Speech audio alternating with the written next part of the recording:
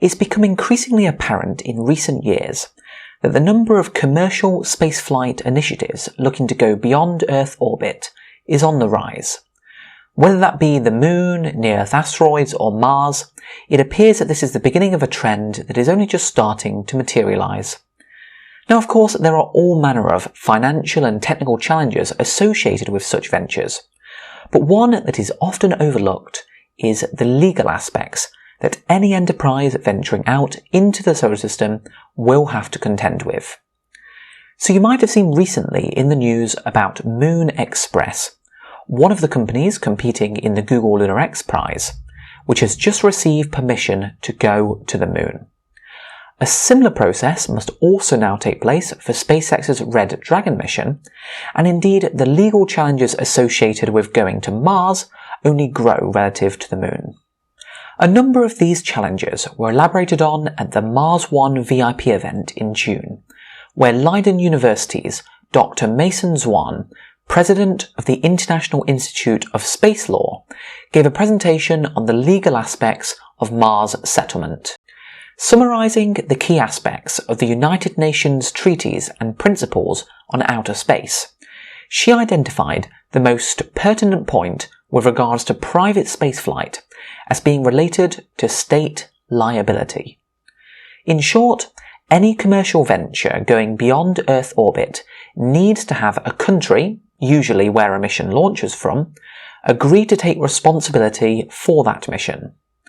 Now, if the private venture were then to violate international treaties, such as, say, by intentionally contaminating the surface of Mars, then it would be that nation that would be held responsible and liable for the damages incurred. And herein lies a quite interesting issue, because it means that ultimately any private venture, including apolitical initiatives such as Mars One, require a state to sponsor them in order to carry out activities on other celestial bodies. In the specific case of Mars, such sponsorship would likely be contingent on agreeing to avoid certain so-called special regions, which are defined in terms of their potential to support native microorganisms, which is decided under the guidance of COSPAR's panel of planetary protection. Mars One is advised on such matters by Professor John Rummel, who chaired this international panel for 15 years prior to 2014. Now, if you'd like to learn more about the UN treaties governing space or on planetary protection, you'll find links to a number of extensive documents down in the description below. Now, once you have resolved the legal issues, then some truly interesting questions emerge. For instance, the question of who will actually be the first on Mars. And in fact, a number of you have asked me what the implication would be if SpaceX were to land on Mars first, before other aspiring companies such as Mars One. Now, personally, I actually think it is very likely that the first human landing on Mars will be by a vehicle built by SpaceX, but the mission itself may not be attributed to them. Allow me to elaborate with an example. So NASA's Juno mission, which was inserted into orbit around Jupiter just this past July, was actually built by Lockheed Martin, but since it was funded by NASA, it isn't called a Lockheed mission to Jupiter. In a similar manner, I suspect that the first human landing on Mars could actually be a kind of public-private partnership, where SpaceX handles the launch and landing hardware, with NASA and possibly other agencies sending the actual astronauts for the first exploratory mission. In that case, credit for the missions would likely actually go to the agencies involved, who have carried out the mission at a fraction of the cost, since they're not developing the hardware themselves, and even potentially a decade sooner than by their own initiative. So in light of this, I've been thinking a lot lately about the kind of role Mars One could play if this were to be the most likely outcome. And so whilst it's clear that both Mars One and other companies such as SpaceX share a common goal in terms of establishing a human settlement on Mars in the long term, they are currently the only organisation that at this moment in time is actively selecting candidates to train for living in a permanently staffed Martian outpost. If we consider the example of SpaceX, for instance, they've had a strategy of incremental development by launching missions for paying customers, which funds technology development and feeds back into their long-term Mars plans.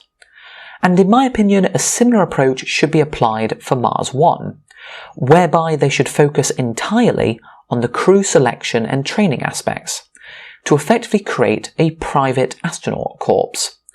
The basic idea for this will be that with emerging commercial crew capabilities, such as Dragon 2 and Boeing's Starliner, coupled with affordable space habitation inflatables, such as Bigelow is developing, there will be no shortage of demand in the next, say, 10 years or so for private astronauts.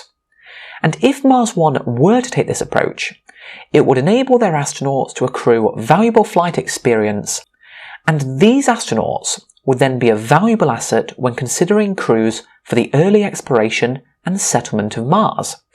And again, this is just my view, but I think it might actually be one of the most viable routes going forward for Mars 1. Because you have to recognise that the landscape has changed considerably since they first announced their plans in 2012. And indeed, if they were to de-scope in this way, I think they would be able to better focus their time, money and resources into creating an asset that would have a sure role to play in establishing the first community on Mars. Now, as candidates in Mars 1's ongoing selection process, naturally we've spent quite a large amount of time discussing what a community on Mars might actually be like. But ultimately, there's only so much that you can glean just from conversations online. And so we recently decided to put together the largest in-person meetup of Mars 1 candidates ever held to date. Over the course of a week, starting at the end of August, over 20 candidates from 4 different continents gathered for a residential exercise in Los Angeles, California. Here, for instance, are a few photographs from the residential, which was an absolutely stunning success, and I know that everyone who took place and participated had a truly great time. Though unfortunately I couldn't make the trip myself due to a research paper that I've been writing recently, the candidates in LA actually held regular live streams with the rest of us around the world in order to keep us engaged with the process. But on the subject of engagement, I'd like to ask all of you what you will be most interested in hearing about in these monthly update videos. Because in lieu of major news from Mars 1 in recent months, whilst they've been focusing almost predominantly on their investment round, I've been trying to increasingly diversify my coverage to Mars settlement more generally. So what I'm currently considering is renaming future update videos as Mars mission updates to reflect this trend. Though the format and target release date, though I have actually been quite bad at keeping to that release date, sorry about that, would stay the same. As an example, the next update video, which is currently scheduled for October 1st, would then focus almost exclusively on discussing Elon Musk's upcoming Mars architecture announcement. Because ultimately, to me, it doesn't really matter that much who gets to Mars first, just so long as someone actually gets there. And I will support any initiative trying to make this happen, and so I want to make my videos reflect this. So in order to hear your views, suggestions and comments, and also to celebrate recently hitting 5,000 subscribers, I will be running a special live stream next Saturday, 17th September, at 3 PM UTC, or 11 AM on the US East Coast, where I'll be talking about Mars, exoplanets, discussing future videos I have planned, and answering your questions live. Thanks for watching.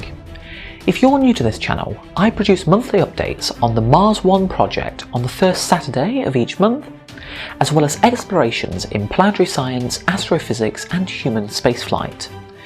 This month's feature video is the unfortunate but truly spectacular incident in which a Falcon 9 and the Amos 6 satellite were recently lost.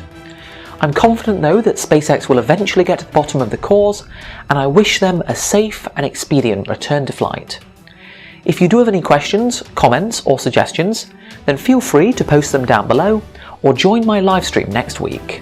And don't forget to subscribe to stay up to date.